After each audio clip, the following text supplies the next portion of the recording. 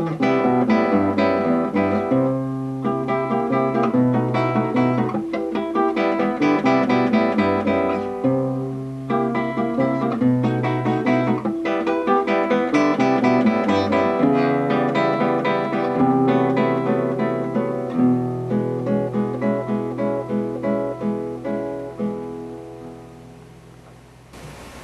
would like to start out first by discussing the basic posture and how to hold the instrument.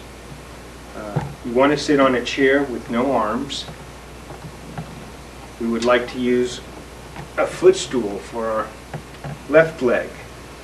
The left leg goes up on the footstool and the guitar sits right on the left leg, right where the natural curve is here before the shoulder of the instrument. You want to keep the guitar in a vertical position. You don't want it to be angled out this way. And you want to have the head of the guitar, the top of the guitar, up against your right leg. This keeps the guitar from sliding down. You want the machine heads to be approximately at shoulder height. Beginning with the right hand. The right hand is used to pluck the strings. There are two kinds of strokes that we use. We use what's called a rest stroke and also a free stroke. And I will illustrate those later. We want to take the right arm and set it up on the shoulder of the instrument, 90 degrees to the instrument. Then we want to just let the hand fall to the strings very naturally. And you see the hand should fall just about at the beginning of the sound hole. And again, take the hand, set it up on the shoulder of the instrument, let it fall. You want the arm resting on the shoulder. You want this wrist out a little bit, not in this way. It's very natural. Keep the wrist out. Try to keep this side of the hand parallel to the bridge.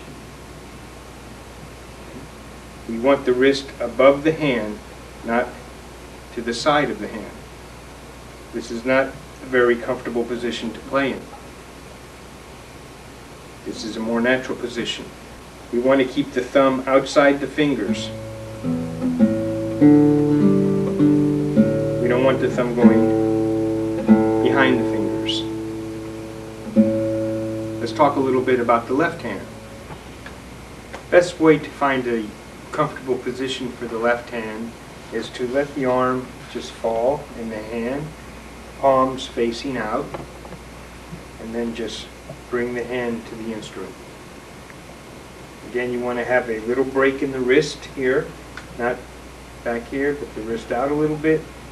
You want the fingers to be arched.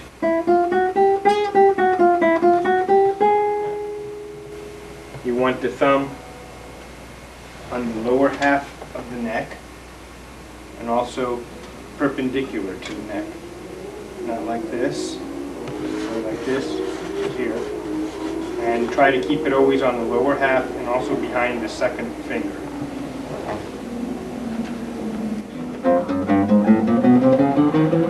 We want to keep the elbow in a very natural position. Let gravity just take the elbow down. We don't want the elbow up here. This tenses up the arm and the shoulder. We just want the elbow to hang.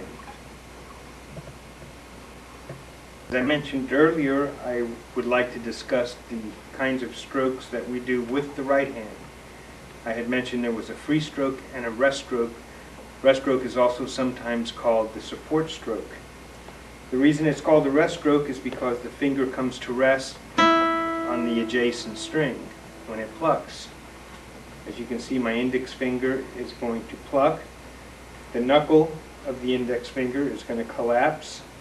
This knuckle will stay bent, and the finger will rest against the second string after the first string is plucked.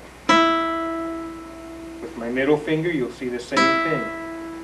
So you want to let the knuckle relax, the first joint of the finger. That's a rest stroke. That can be done with the index, middle, or the annular. A good exercise is to have the student play 4 rest strokes on each string.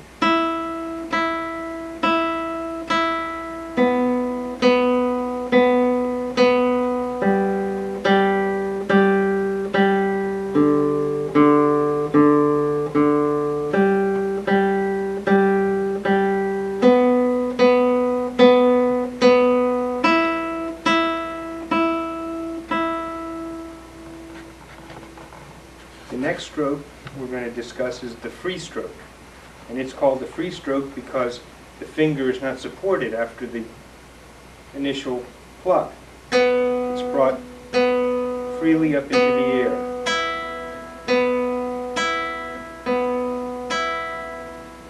This stroke is used to play arpeggios, which are broken chords,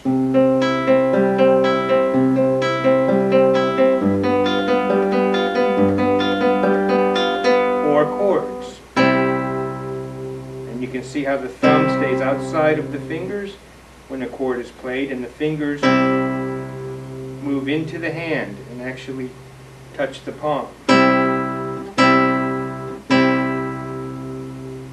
Rest strokes are used mainly for melodic passages and scales, and free strokes are used for the chords and arpeggios.